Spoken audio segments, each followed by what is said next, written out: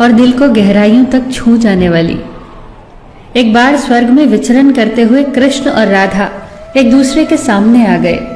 विचलित से कृष्ण, प्रसन्नचित से राधा। कृष्ण सकपकाए, राधा मुस्कुराई। इससे पहले कि कृष्ण कुछ कह पाते, राधा बोल उठी, कैसे हो द्वारिकाधीश।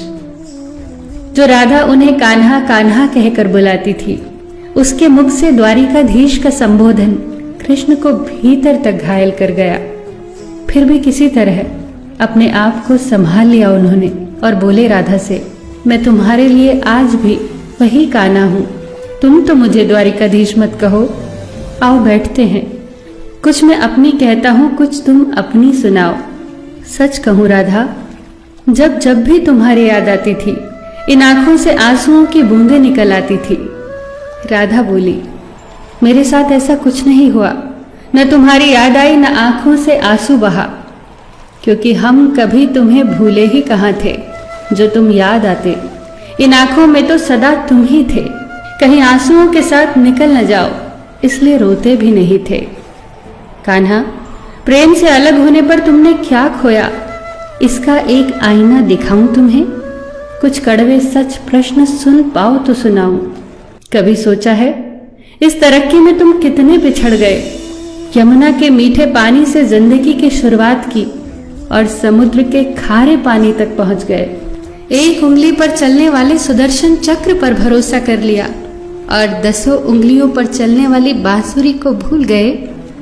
कान्हा, जब तुम प्रेम से जुड़े थे तो जो उंगली गोवर्धन पर्वत उठाकर लोगों को विनाश से बचाती थी, प्रेम से अलग होने पर वही उंगली क्या क्या रंग दिखाने लगी। सुदर्शन चक्र उठाकर विनाश के काम आने लगी। कान्हा और द्वारिकाधीश में क्या अंतर होता है बताऊं? कान्हा होते तो तुम सुदामा के घर जाते, सुदामा तुम्हारे घर नहीं आता। युद्ध में और प्रेम में यही तो फर्क होता है। युद्ध में आप मिटाकर जीतते हैं और प्रेम में आप मिटकर जीतते हैं। कान्हा, प्रेम में डूबा हुआ इंसान दुखी तो रह सकता है, पर किसी को दुखी नहीं कर सकता। आप तो कई कलाओं के स्वामी हो, स्वप्न दूरदृष्टा हो, गीता जैसे ग्रंथ के दाता हो, पर आपने ये क्या निर्णय लिया? आपने अपनी पूरी सेना कौरवों को सौंप दी और अपने आप को पांडवों के साथ कर लिया।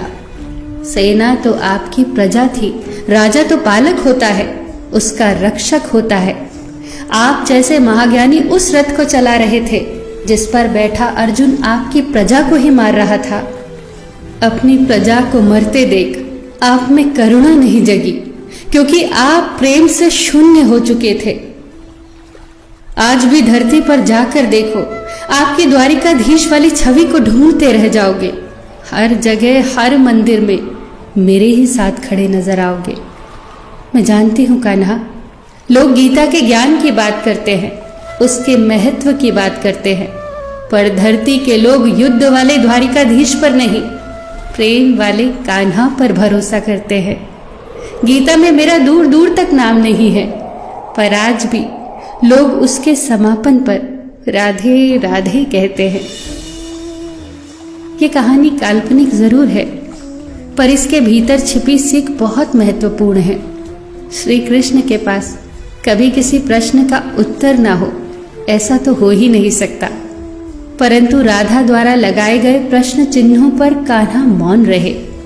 यही तो है प्रेम में समर्पण का भाव।